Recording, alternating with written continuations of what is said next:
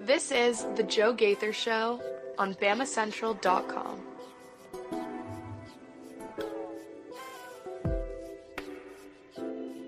Good afternoon, Tuscaloosa, Internet World, West Alabama. How we doing today on this Football Friday? Oh my gosh, is it the biggest Football Friday of the year? It has to be, right? Alabama and Georgia in town. Myself, Hunter Siver, and Katie Windham spending our time this morning over with ESPN's College Game Day, folks. The atmosphere is at an all-time high, so we cannot wait to get into it today on a Football Friday. That's exactly what we're going to be doing. We're going to be joined by Katie Windham and by Hunter Siver, and we're going to talk all about Alabama and Georgia. We're not really going to dive into the other games of the weekend. We left our Missouri buddies and our Miami buddies out in the cold, our Boston College buddies out in the cold, because their games don't matter this week. It's just Alabama and Georgia. So that will be the focus of this week's Football Friday. We're going to talk about the game. We're going to talk about ins and outs, the coaches. We'll talk about some players to watch. We will incorporate other games at the very, very, very end when we make our picks. But largely today will be all about Alabama and Georgia. So before we welcome in Katie Windham, let's tell you about our friend Derek Daniel at Derek Daniel State Farm. You can go find him right off of McFarland Boulevard. He's just a mile off of McFarland Boulevard on the left past the Tiger Rock at 4604 Highway 69 North in Northport, Alabama. 35473. It's really wet out this weekend. You need to make sure that your auto insurance is taken care of, is in the right place. You have the right coverages for your car. Make sure you call Derek Daniel at 205-758-3391 for your home, life, or auto insurance needs. You can do renter's insurance, boater's insurance, really all of your insurance needs. I don't like to deal with insurance, but Derek and his team do. So call them today at 205-758-3391.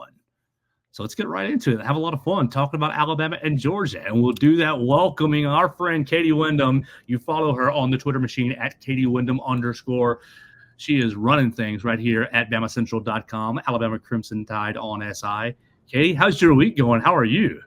I'm good. It's been a crazy week, especially we threw a little basketball in the mix on Thursday just to add it on top of all that's going on around Tuscaloosa. But I'm good. Even just driving back from campus after that media availability, it's just the traffic. It's like somehow in the 1 hour I was on campus, the traffic just went up a whole nother notch around town. That was a major frustration for me. I usually don't like to get involved in the traffic, but yeah, we were out there at ESPN. I walked back to the car. And Hunter walks to the strip to get something on the food, and it was just a madhouse picking him back up. No disrespect, Hunter's got to get fed, so we like that. But just cars everywhere, people not knowing where they want to go, people from out of town. And so, look, if you're coming to Tuscaloosa, all that to say, you're already late. And it's going to be a crazy weekend. So what do you want to start with, Katie? You want to answer the biggest question I have for me? Sure. What's the question? Let's see if I can answer it really. I'm confused. Watching Georgia play Clemson and watching Georgia play Kentucky, on paper, better football team.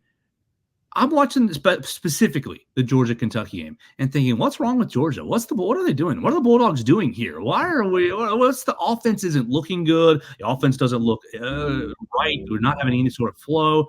Of course, the defense did well, still not allowing any touchdowns. But I watched the Kentucky game maybe 3 or 4 different times this week, and I cannot decide what the problem is. Was it Kentucky playing above their level, playing above and beyond? Was Georgia not trying? Was it a mixture of both? We heard Stanford Steve say it was Kentucky's Super Bowl, and we underrate Kentucky's defense. I think there's a little bit of that. But what was the deal? Why was the game so close, Georgia and Kentucky 2 weeks ago? Yeah, like I have not gone back and watched that game like you have, but I'm sure both that's what I've told people. Some people that have asked me this week about this game is that we're kind of in a weird spot with how early in the season this game is, and both these teams coming off a bye, is that really we've had such a small sample size from both teams. They've kind of been distorted in the sense that Alabama's first game, the offense barely ran any plays at all, especially the first team offense. And then Georgia last week at 2 weeks ago, Kentucky just looked so bad that it's kind of like we don't really know either of these teams yet, and we're going to learn a lot on Saturday. And so with that Kentucky game, I think both teams, Alabama and Georgia. I mean, Kane Womack even said on Monday for Alabama that the defense has been holding things back. I think both teams have been holding things back offensively and defensively. But even with them withholding things against Kentucky, you would think at a certain point on the road, you're trailing or it's a close game late, you're going to start, okay, we got to stop doing this. Like we might lose this game. So yeah, it's hard to know what to make of. That's what I've told people of what's happened these first 3 games for Alabama and Georgia, just because it's been such a small, weird sample size. And I think obviously we're going to learn a lot about both these teams, because I think for Alabama, we've seen, them rotate a lot of guys in. Is that going to shrink a lot this Saturday? Is it going to shrink just a little, or are they going to continue rotating a lot of guys in? And I think they might, just based on what these coaches continue to say about they're really trying to develop depth for how long this season could potentially be. And then for Georgia, is it, are they really not as good as they've been the last couple of years? Or was it just a really off day against Kentucky? Or was it they weren't giving max effort and maybe thinking ahead to this Alabama matchup? So I think we're going to learn a lot about both teams on Saturday, because I think they will obviously both be giving their all, giving their best, have their best game plan, opening up the playbook for this matchup. Oh, perfect. You must be reading my notes, because the next thought is really how much more does Alabama have to show offensively? You kind of hit on it. You ran about 8 plays against Western Kentucky and scored on 9 of them. You played South Florida, and it was just a nasty struggle through 3 quarters. But then the floodgates opened as soon as you got the offensive linemen into some decent positions. And Wisconsin last week, you got a lot of big plays, but it just seems disjointed. How much more is left in this Alabama offense? And is there a way that this offense finds consistency through the season, consistency down in and down out? Or will Alabama fans have to just live with the fact that it's boom or bust all year long, and you better be in your seats because every play could be that boom, but you need to have some patience as well, because you could be dealing with a lot of busts as well. Yeah, you might be sitting through some 3 and outs, some painful 3 and outs. I think there is probably a lot more in the tank. I think, one of the things we've heard ever since he was hired is the kind of offensive, genius that Kalen DeBoer is supposed to be. And I think what you hit on too is a good point about, and it's fair with the offensive line, is the first 2 games, it was not their ideal starting 5, more than likely. It wasn't without Caden Proctor. And they've had to do a lot of shuffling. And as Nick Sheridan talked about on Monday, they haven't had the same 5 in any consecutive games, which there's only been 3 games. So I think that's part of what limited the offense in the first 2 games. But I think also they have been holding things back, because I heard a lot in the offseason about Kendrick Law and how much Kalen DeBoer liked him as a weapon. And he has I know he only has 1 touchdown. He doesn't have, is that the only catch he has this year? So we really haven't seen him be involved in the offense a ton. And even what we saw kind of Alabama's last coaching staff do with him towards the end of last season, kind of starting in the LSU game with little dinks and dunks and screens and, pop passes to him. We haven't seen like any of that with him this year, or even him being targeted a ton. And I think part of that is how, well Ryan Williams has done. But I think, there's that component of the offense that people are kind of waiting to kick in. I think we've seen a lot of design middle road quarterback runs the last couple of weeks. I'm sure there's more where that came from. And I think too, with a healthy offensive line, it also allows them to open things up even more. Katie, it's a daily tradition. My dog is so sweet, but as soon as I start recording, the dog wants to wrestle with the cat. So just a little distraction. I'm sorry to be all over the place. I think you're right. Kendrick Law, you're right. 1 reception and one handoff all year long. And you just got – you kind of hit on it. And let's bring in Hunter right here. We'll get his thoughts as well. Hunter DeSiver, you just read his piece on BamaCentral.com about the guest picker. We'll get our comments on ESPN choice here in just a minute. But Kendrick Law not really being utilized. Hunter, I'll circle back to you right here because you heard all this. Yep. Kendrick Law not being utilized. We started the show asking what in the world happened to Georgia with Kentucky. We're trying to figure out how much have each of these 2 programs shown over 3 weeks. So I'll just get you involved in it right there. How much has Georgia shown over 3 weeks? What can you really take from the performance against Kentucky? And really, what more can be seen as far as schematics on Saturday? Yeah, I mean, this the Kentucky game, it doesn't really reflect on what I'm about to say, but in general, Stanford Receive kind of put it best is that both these teams are, instead of it really being kind of a defense versus defense matchup, it's going to be more of an offense versus offense. And I do believe that, actually. I think Carson Beck is really creating an explosive offense with Trevor Etienne in there as well, and a few others, of course. But I would say that this could definitely be an offensive showdown overall, and I could see Georgia putting up kind of like what Stanford Steve said, at least 20 points or so, maybe even more. All right, so I'm going to press you on that. Alabama has only given up a couple touchdowns. Georgia, not a single touchdown all year. Alabama's offense, we just got finished with Katie talking about boom or bust. You think it's all going to be booming on Saturday? Yeah, I mean, that's another thing. It's so hard to predict because, I mean, Georgia has allowed 0 touchdowns through 3 games and only 1 explosive play. And that's kind of what Alabama's offense has been built on. That's kind of been like I made sure to ask Jalen Milroe about this on Monday. Like, I feel like their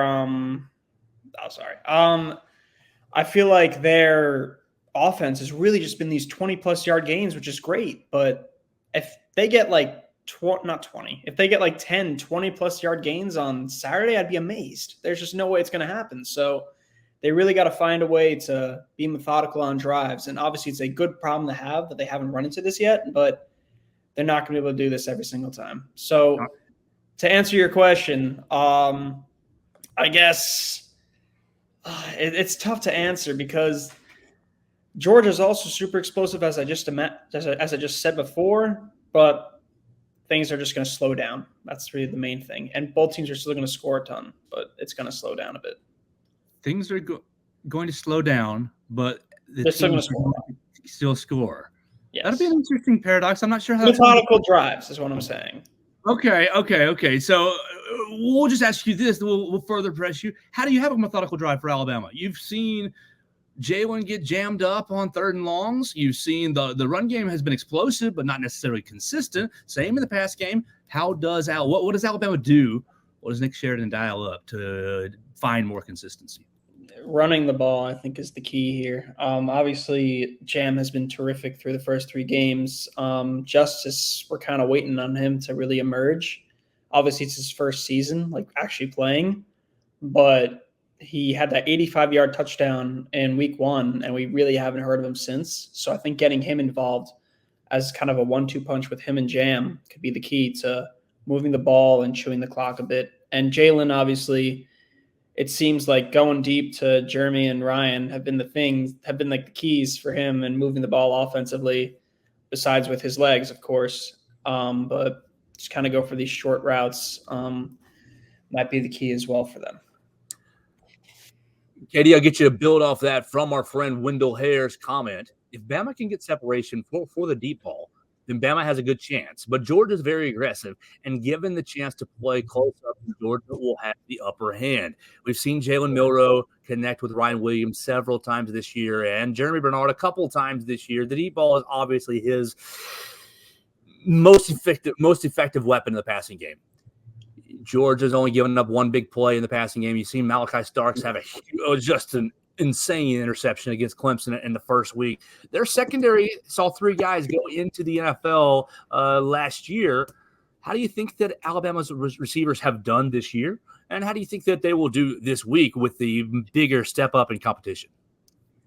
Yeah, I think it's kind of been a mixed bag with the receivers because, like we talked about earlier, the first game was such a small sample size that a lot of them didn't even get targeted or have the chance to make many catches because the offense was out there so little. I think, like Hunter just hit on, obviously Ryan Williams and Jeremy Bernard Ryan Williams has had a phenomenal start to the season. We talked, I think, on the first Football Friday about can he live up to the hype? Will he live up to the hype? And I think he's exceeded it, which, I didn't necessarily expect right off the bat for just the instant impact he's made.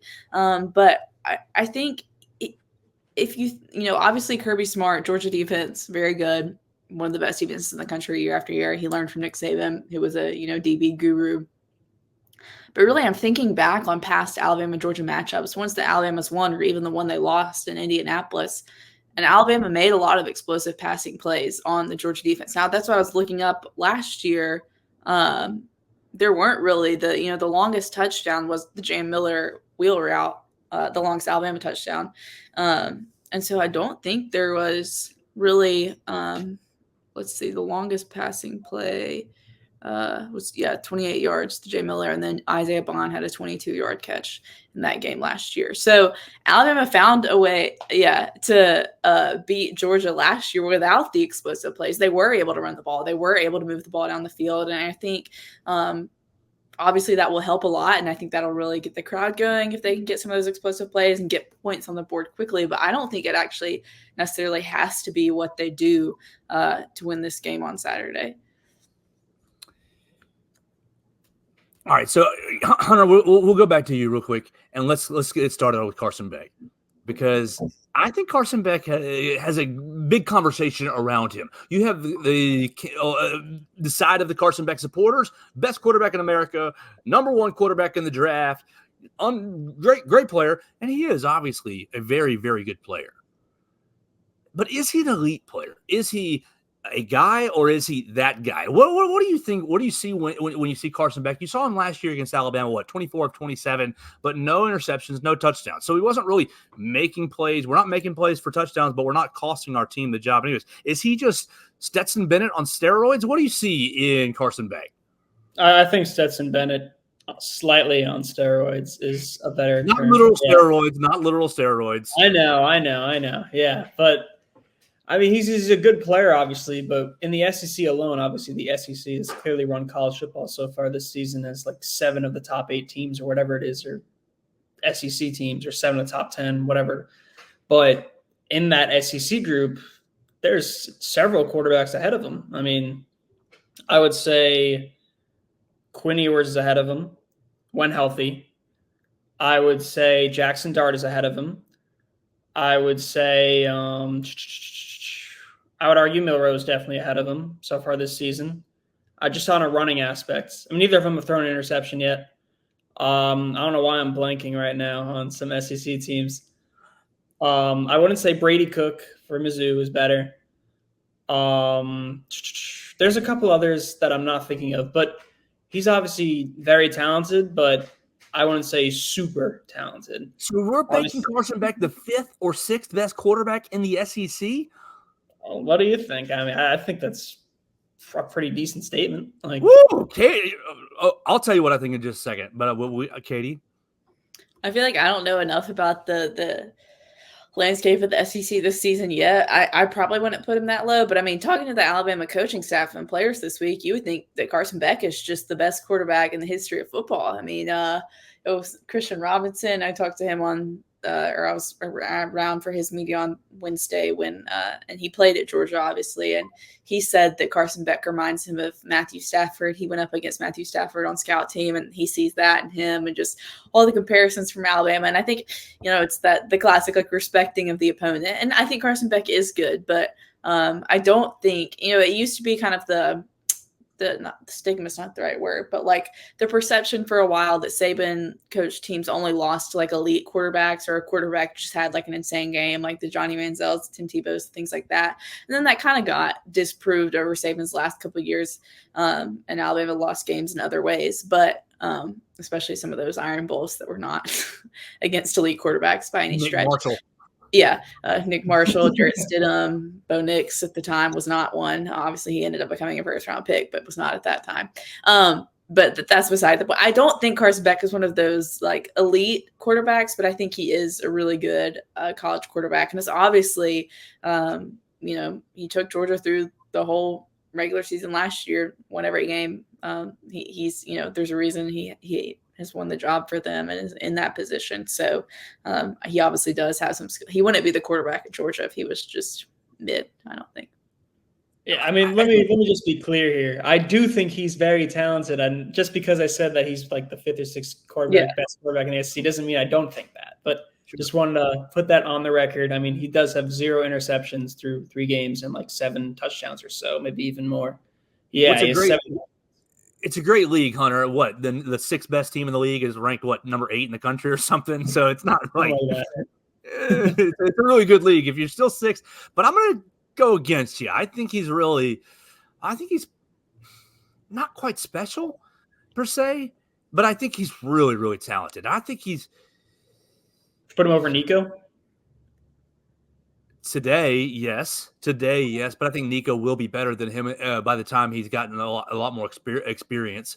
I like Carson Beck because of his decision-making ability. I think that Carson Beck really, you look at the 0 interceptions, he's not putting Georgia's offense into bad situations. His negative plays are, we're throwing it away. We're throwing the ball away. We're living to punt. He is exactly what Kirby Smart wants from a quarterback.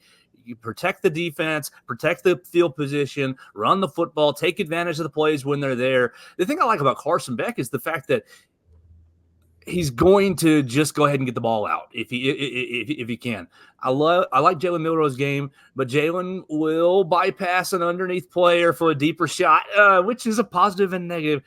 I think when you have athletes like Georgia has and like Alabama has, you just got to get the ball out into their hands. And that's what Carson Beck does so well is, hey, you're open. I'm just going to go ahead and get it out. And boom, we avoided a sack and we're 4 yards forward and we're still on schedule. I think he's really special. Do I think he's better than Quinn Ewers? No, I don't. I think Quinn Ewers' arm talent is better, but I think that Carson Beck just has a really great understanding of what he's being asked to do. And maybe Mike Bobo could ask more of him. Maybe Kirby Smart could ask more from him. I think that he's just being asked to manage the game the Georgia way, the Kirby Smart, Nick Saban, old 2009, 2010 quarterback style of Greg McElroy. Now, he's better than Greg McElroy, but it's that same sort of style of just going to let the playmakers do their job, and you're not going to know. You're only going to notice me when you notice the stat line. It says 280 yards, and I only threw 3 incompletions. I think he's really talented, and I think Alabama's in for a hard time tomorrow in the passing game. I'm really nervous, Katie. I'll open it to you. We'll spin it back around to our guests and our experts. Alabama hasn't seen a passer this year. TJ Finley is less than mid. Byron Brown's a great athlete, but couldn't complete a pass past 6 yards. And then you go with the backup quarterback. Braden Locke was okay, but you haven't seen a passer all year.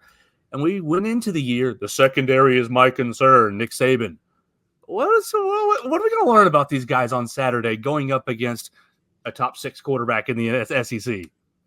Yeah, I mean, I think this is going to be their first real test because we saw in some of their first games them get burned and their B receivers open. But fortunately for them, they were facing quarterbacks, kind of like you said, that weren't necessarily, I don't know, competent, if that's too harsh, throwing the ball. But Byron Brown is not. I mean, he had receivers open and literally could not hit them. He's not a great thrower. I guess you could say he's good. And then, Wisconsin was going to be kind of the bigger test so far. And then Alabama, Tyler Van Dyke gets hurt on the first or second series. And so then you're facing a backup the whole time. That's obviously probably going to be nervous and doesn't have that same experience or skill level, or that person would be the starter. So yeah, I think they're in for a big jump because one of the big storylines all throughout fall camp, like you said, what Saban said back in the summer, he was concerned about the DBs. The storyline in fall camp was that there are no corners on this team that have any SEC experience. Damani Jackson was basically the only one that had college experience. So you're playing a lot of young guys, a lot of guys that are inexperienced in the SEC, and this is their first SEC game is Georgia. Prime time, everything in the world going on around the game. So yeah, it's going to be a test for them, and we're going to figure out kind of where they're at. And I think Alabama probably would have given up a couple more points than they have if they had faced better quarterbacks. But then also, you could say that there's some plays that the defense has made where they took away a good play. So it goes both ways, and overall it probably balances itself out. But back to the original question and point, yeah, we're gonna learn a lot about these young DBs and kind of see where they're at. All right, so Hunter, at midnight on Saturday, are we going to walk out of Bryant-Denny Stadium saying, man, those DBs are really good and Alabama's got something? Or are we going to walk out saying... Here's today's Husker Max Practice Report, brought to you by Tracy's... Sorry. Oh, okay, no, it's all right. I thought that was on my end. That's okay. Or out of Bryant-Denny Stadium saying, oh, I hope Alabama doesn't see any more passers this year or they'll be in trouble.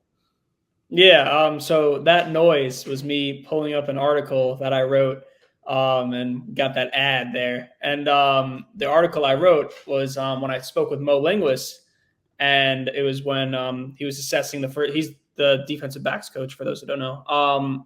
It was him assessing the first 3 games, and he said, and I quote, We've been playing a heavy volume of man. We've been in a lot of man-to-man situations. We're giving up 3.2 yards per attempt, which is number 1 in the nation. It just tells you we're limiting big plays by and large. We're staying on top of most plays, and we're not letting big plays occur. So obviously that's been against the 3 teams that you guys just discussed. But competent passing games. Yeah. So you're number 1 in the country. We're boasting that. Come on. I mean, look. I don't know. Yeah. I don't know how well they will do if they are in man 100% of the time against Georgia's receivers. They're going to have to switch things up. So that's really the main thing there. I mean, I've obviously been pretty impressed with how they've done so far, but this is really the big first test for them. And if they do pass it, then I think they're golden for the rest of the season pretty much. There's a couple other teams that are obviously in the way, but this is a tremendous test. It doesn't get like this. There's not very many teams that are better than Georgia overall. But like, I'm sure they will switch things up. Just going back to what Kane said on Monday about like they've shown a limited portion of their defense. Like we'll see some new things on Saturday. Mm-hmm. Georgia will see some new things on Saturday that Alabama hasn't put on tape yet. I think that's the crux of this game. I think that's the bottom line of this game, Katie. We've been watching Alabama through 3 games and Georgia through 3 games, and there is tape and film. But you said it right on the outset of the program with how much more is left to show. I think both programs, Alabama and Georgia, have gone into the week saying, we can afford to show this much percentage and win this game. We can show this much percentage or work out this much percentage of our playbook against Western Kentucky, South Florida, Wisconsin. But we're holding back more this other percentage. And so it's going to be interesting tomorrow to see what those percentages actually are. How much have we seen so far? Is Georgia prepared for it? Will we see getting out on the edge with Kendrick Law any at all tomorrow? I think that's the bottom line of this game, Katie. Yeah, I agree. I think we're going to see some different things. You're more tuned in and locked into the film than me. But I think I think there's certain things, even from an offensive standpoint, that even if you don't, you're not a Philip or X's and O's expert, that you'll be able to see things that are new with this Alabama offense. My bold, it's not really a bold prediction, but maybe my one prediction for the game, I don't know. It's just a feeling I'm getting. I'm predicting a Kobe Prentice touchdown this Saturday. Ooh. We like that. We love seeing Kobe Prentice get in the end zone. He's always been a great person to speak to. Let's move into something off the field, and then we'll start to wrap this thing up with some picks and with some picks and final analysis. Hunter, you just finished for us at Alabama Crimson Tide on SI, powered by Bama Central. ESPN is here in town. We were over there on campus about an hour or two ago, and they said you will know in 2 hours who the guest picker is. Well, they lied. They announced it in 1 hour. Thank you very much. Hunter Siver wrote for BamaCentral.com. The guest picker this week is none other than Miss Terry Saban. Hunter, your thoughts? I think it's awesome. I mean, like, you always want like the crowd to go nuts over anything, and they could have picked so many guests that would do that, but there really is not a better choice than Miss Terry. I mean, she's had such an amazing impact on this program. Terry Ann Arnold has obviously been very outspoken about that over the past couple of years, and just it was such a perfect choice, not only because of that, but because Nick Saban is literally on the panel. He's literally an analyst, so she's going to be at the desk, probably next to him, just making these picks, and it really was a good choice. I saw the video that broke the news, and she said that she thinks she's going to beat Nick Saban in terms of getting more picks, correct? Katie, you love football. You've been covering football for a long time. What's that going to be like to see Miss Terry and Coach Saban on the panel interact with the football kind of discussion? I can't wait for it. That should definitely create a fun dynamic and some good TV moments of both them up there interacting, playing off each other. I don't really know a ton about Miss Terry's, like, I feel like this has never really been talked about or discussed. Like, if she's actually somebody that, like, I know she's at all the games and cheering for them, but if she's somebody that actually, like, kind of knows football or cares about it a lot, because I think you have 2 camps of coaches' wives, like just the rah-rah, like, I'm happy to be here, I love these guys, and then there's the ones that are like living and dying on every play. And so I feel like she tends more towards this one of like she's just always going to cheer on the Tide.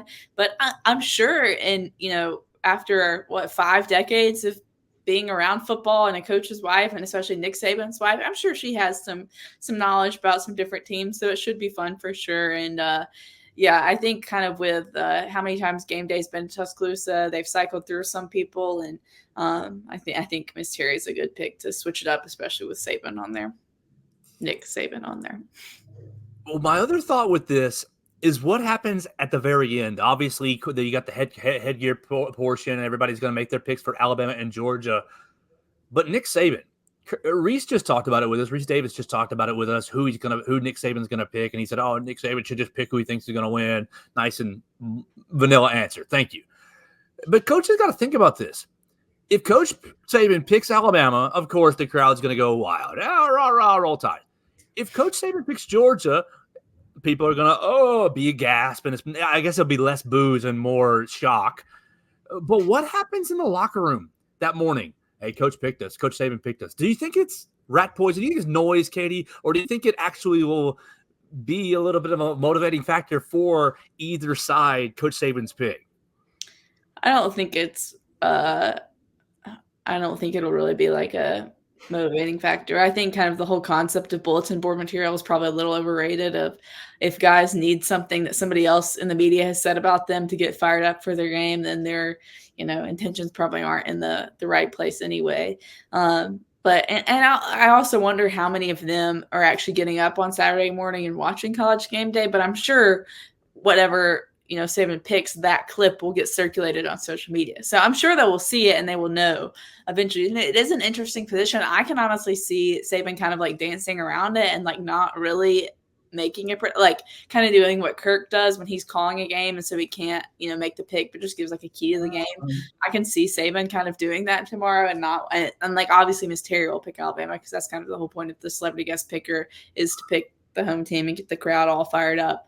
But it'll be interesting if he does pick one of the two teams to hear his like justification or set up before the pick of why he thinks either Alabama or Georgia will win. I'm sure if he picks against Alabama and then they do win on Saturday, I'm sure people will ask the guys in the post game about that. About what do you think about Coach Saban doubting you?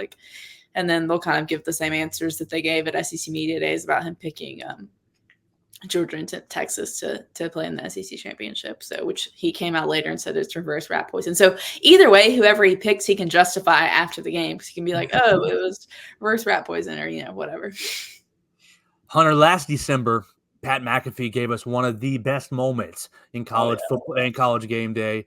What's that coming down the track? Getting the Georgia fans fired up and excited before picking Alabama for his pick. Will Pat McAfee reverse his role tomorrow, get a rammer jammer started before dropping Go Bulldogs, taking Georgia? I'd be absolutely stunned if he did that. I mean, the difference.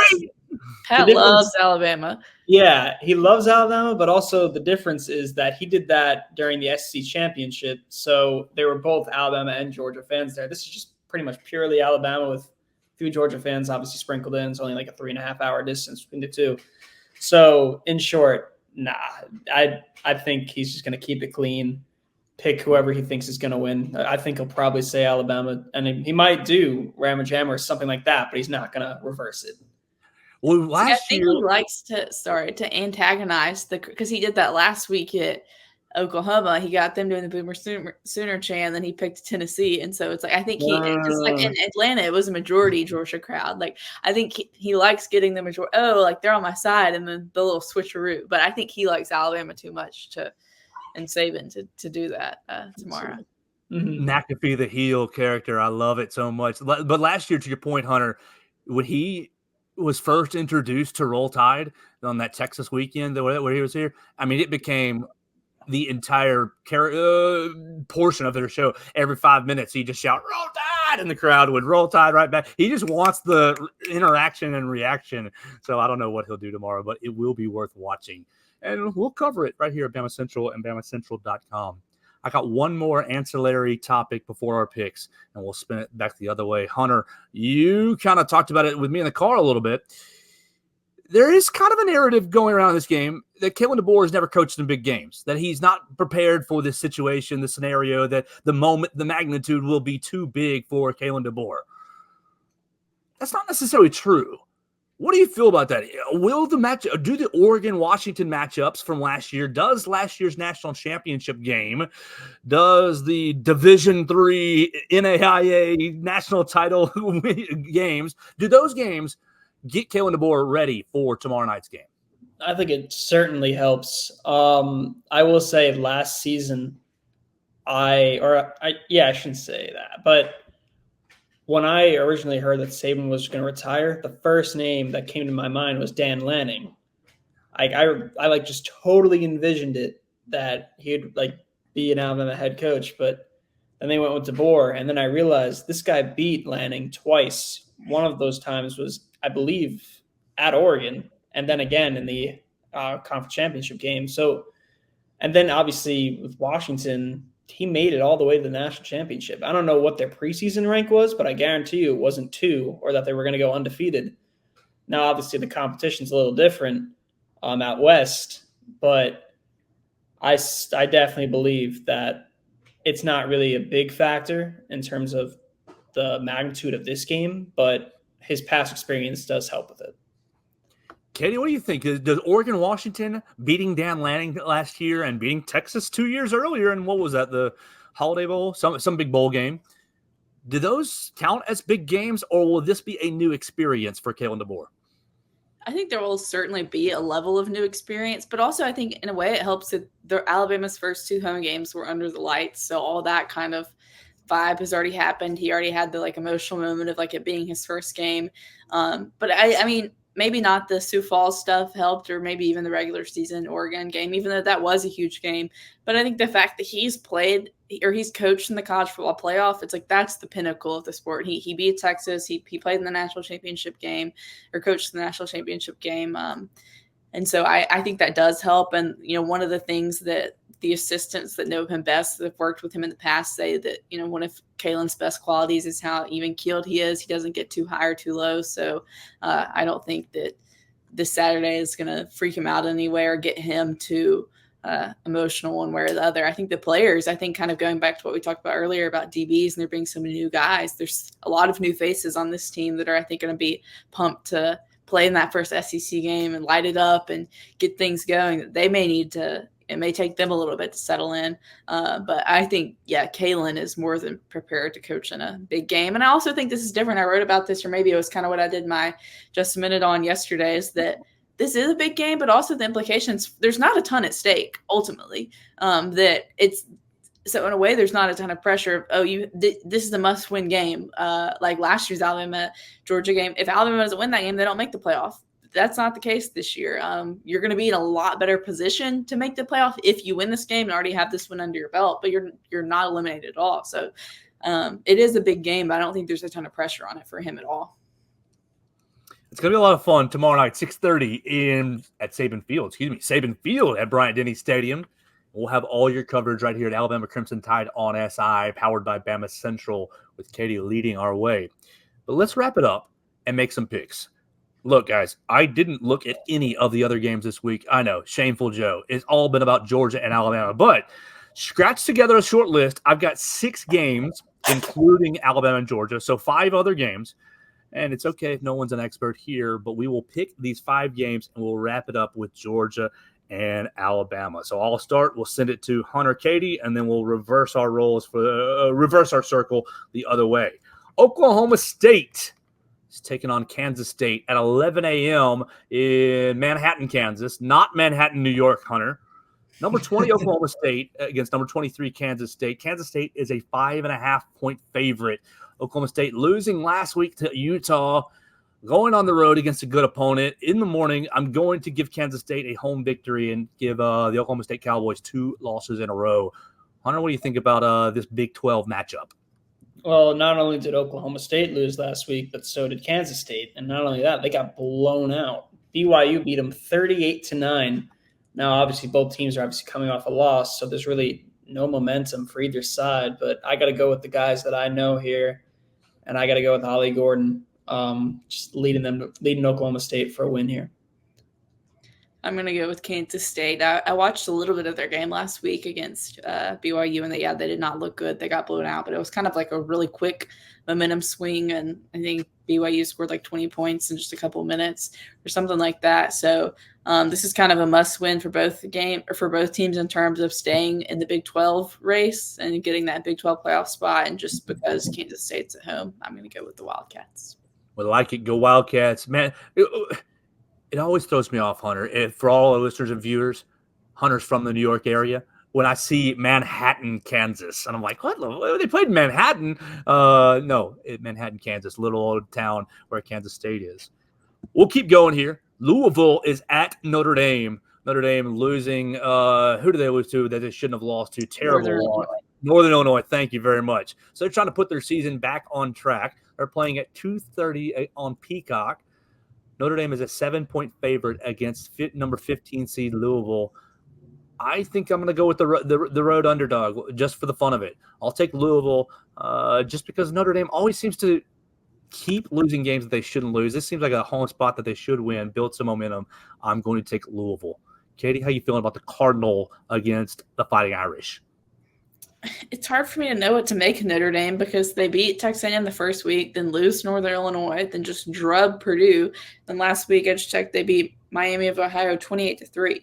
So it's like, do you have an offense or not? Like, and then Ja'Cory Brooks, shout out to him, has had a nice little start to the season for Louisville. So yeah, I guess I was originally going to pick Notre Dame, but for Ja'Cory, I'll pick Louisville on the road. Yeah, I was also thinking about Ja'Cory Brooks actually as a potential reason to pick Louisville here. But I think Notre Dame, obviously, what Katie said, they've kind of been all over the place in terms of losing to a bad team but beating a very solid team in Texas A&M. But I think those last two victories that they've had, I think they've kind of forgotten about Northern Illinois, and I think they could win this. I think they could beat Louisville in a close one here. No, we like it. We like it. Let's move into a terrible game, but one we have to talk about because it's in the SEC. It's right here in our home state. Will anyone be able to play wide receiver for Oklahoma tomorrow? The Oklahoma Sooners are going to Auburn. They just lost to Tennessee at home. Auburn is looking for anyone to play quarterback. Hank Brown is going to be benched again. I guess it's going to be Peyton Thorne back in action. Will it be Hugh Freeze's fault if they win or lose? It will definitely be his credit if they win.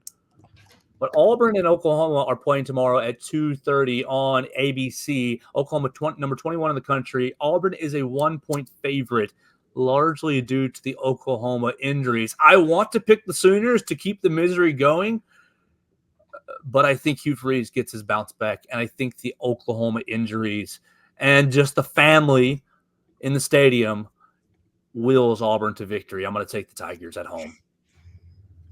Am I up? Yeah. Yep. Yeah, perfect. Okay, yeah, I don't know. We were going back and forth. So, all right. Yeah, this is both teams are kind of little ugly past week or two, especially at the QB situation. We don't exactly know who Auburn's is going to be. I'm assuming it's going to be Peyton Thorne, but Jackson Arnold was benched for Oklahoma. Joe mentioned the injuries. I could see this being a defensive battle, and I got to go with my pick for a guy that I think is going to be a consensus All-American, Danny Stutzman of Oklahoma, the linebacker. So I'm going to pick Oklahoma to win this one in a close battle. Boomer! I was not aware of the Oklahoma injuries. I guess that shows how much I've been keeping up with other SEC news this week. But, fool me once, shame on you. Fool me twice, shame on me. I picked Auburn at home a couple weeks ago against Cal, and I got made a fool. And so I'm going to pick Oklahoma. You're never going to have to really pull my leg to pick against Auburn. So until they prove that they can win at home and put together a complete performance, not turn the ball over a million times, I guess I'm just going to pick against them. We'll stay in the SEC. I wish I would have done that, Katie, but I just Hugh Freeze and those Auburn. They're going to win one of them eventually. Yeah, like these home games that they have. It will be pretty disastrous if they fall to 2-3 because they're so. Tumbling. They can't go much further than 15th in the SEC power rankings that I have. Thank God for Mississippi State leaves them out of last. Let's keep it in the SEC. Two more teams that I don't know how good they are. Arkansas is at Texas A&M. It's happening at the same exact time, 2:30 on ESPN. A&M is a 6-point favorite. A&M has been doing some winning after losing to Notre Dame in the season opener. Arkansas looking to bounce back. I think this is an easy pick. A&M rolls at home, but I'm open to being wrong. Katie, am I wrong? Yeah, I'm going to pick the Hogs. Arkansas has also been a weird team this year. Kind of, they're 3-1, but the game they lost, they could have won, and then really they could have lost UAB. I don't know. So I'm just going to pick Arkansas. I don't have a great reason, but that's my pick. Ooh, pig suey. Yeah, I'm gonna go with the opposite. I'm gonna go with A&M. Obviously, kind of like how I just mentioned with Auburn, Oklahoma. Texas A&M's QB situation is still up in the air, obviously, but I saw Marcel Reed had a really good game last week instead of the week 1 starter of Connor Wigman, so I think he could win again for this week. All right, the last game that is not named Alabama and Georgia is in the Big Ten for the week, and it is Illinois and Penn State. Let me scroll. Did I lose it on my sheet? Oh, Control F, Illinois. Perfect. All right, 6:30 on NBC. As my dog and cat continue to wrestle, we're going to have blood in the house. Number 19, Illinois against number 9, Penn State. Penn State is a 19.5-point favorite. The game is only on the sheet because it is a top 25 matchup. I think it's a pretty easy one. Penn State is going to win. Hunter? Yeah, I'm going to go with Penn State solely because I live near there. I really don't know enough analysis about this matchup, but I know Penn State very well over the years, so I got to go with Nittany Lions here. Yeah, I don't have much analysis to add either. I think Brett Bielema has done a good job at Illinois. Shout out to him for being 4-0, but Penn State at home. If Vegas has them as a 19.5-point favorite, I'm not going to pick against that. I'm not bold enough to predict against that. So I got Penn State. What does Abby think? Abby, what do you think? What do you think? We tell the people they've been hearing you wrestle all day. Are you in the cat? I mean, look, I bet you she's got a bunch of all kinds of scratches on the chest. But anyways, all right, we need to wrap this up. We need to wrap this up with Alabama and Georgia. Is that what we're all here for? Is that what we're doing tomorrow? Alabama and Georgia. We will be in the Bryant-Denny Stadium press box. Oh my gosh, at like 2 p.m. Hopefully the security lets us in very early. And if you're planning on being there, get there so early because former President Trump is making the security very, very, very difficult to get into. So make sure that you get there very early so that you can be there for kickoff. Obviously, that is the focus. 6:30 on ABC. Number 2, Georgia against number 4, Alabama. The line still on ESPN is Georgia -1. The total at 50.5. I think the line has been moving down, and maybe you'll see Alabama favored tomorrow. There's a couple of tweets out there that said Alabama was favored, but regardless, it has gone down to nearly a pick. May I go last? Can I send it to you, Katie? You can. Yeah. This is a tough one to pick. I think the key to the game is going to be if either team can force a turnover. The one turnover in the SEC championship was the Georgia on that kind of botched fumble, and Alabama won. So, like y'all talked about earlier, neither quarterback has thrown an interception yet so far this year. Obviously, Alabama has turned the ball over, but not interceptions. And so can they hold on to the ball this week? Can they force turnovers? It's tough because Georgia has not lost in the regular season lately. But I think I'm going to go with Alabama because it's in Tuscaloosa. Tough task for Kalen DeBoer first SEC game, but I think I'm going to go with Alabama. I think there's enough guys from last year's SEC championship team. There's enough carryover. I think Georgia, no longer having Brock Bowers, it's not the same challenge on offense that Alabama just struggled to stop him for multiple years in a row. So I'm going to go with Alabama. Yeah, I mean, this is obviously the biggest road test for Kalen DeBoer so far. And probably, I mean, my bad, just tests in general for Kalen DeBoer, all for the entire regular season and possibly even college football playoff, assuming Alabama makes it in the top 12. But I think he prevails here. I think the Crimson Tide will win. I do think it'll be a bit high scoring for your typical Alabama-Georgia game. Usually those are each team gets around 20 or so. I think both teams will get in the low 30s. But like I said, explosive plays won't be as often as they were for the first 3 weeks. And those long 5, 6, 7-minute drives might be the key to prevailing for Alabama. Oh, man. I think Alabama's going to win, but over the last 10, 12 hours, I've been seeing visions of Arian Smith and Dylan Bell just running through the Alabama secondary. I'm nervous about Alabama's tackling on the edge. You saw a little bit of speed sweeps, a little bit of pop pass from Georgia in the first week against Clemson, almost none against Kentucky. You got Arian Smith involved on the edge, wide receiver, fast little wide receiver on the first play of each half against Kentucky and for big gains. I think that you're going to really be needing Malachi Moore and Keon Sabb and Devontae Smith and Red Morgan to play physically out on the edge, play physically on the perimeter, and to tackle well. If you let these guys slip a leg and get past you, that's going to be a real problem.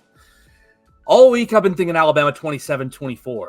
And I do still think that that's what it's going to be. But I'm starting to see a real scenario where Georgia's offense exposes some of these cracks in Alabama's defense that the other teams that Alabama's played so far haven't been able to expose.